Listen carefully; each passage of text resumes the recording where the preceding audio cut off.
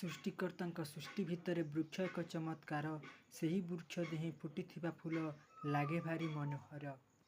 ସକାଳରୁ ସଞ୍ଜ ଘଡ଼ିଏ ଆୟୁଷ ତଥାପି ସାର୍ଥକ ସିଏ। ତାହାରି ଦର୍ଶନେ ଭାବୁକ ମନରେ ନବରବି ଉଇଁଯାଏ। ଧଳା ହଳଦିଆ ଗୋଲାପୀ ପାଖୁଡ଼ା ଚୋରାଏ ସଭିଙ୍କ ମନ। ତା ରୂପକୁ ଦେଖି କୁନି ପିଲା ସବୁ ହୁଅନ୍ତି ବଡ଼ ଉଚ୍ଛନ୍ନ। ଫୁଲ ତୋଳି ନେଇ ପୂଜନ୍ତି ତାଙ୍କର ଧୂଳି ଘରେ ଈଶ୍ୱରଙ୍କୁ।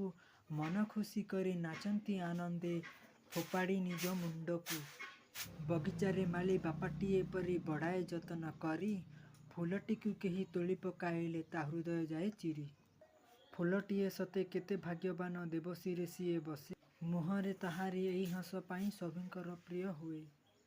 ତାହାରି ସହିତ ତୁଳନା ହବାକୁ ବସ୍ତୁ କିଛି ନାହିଁ ହାୟ।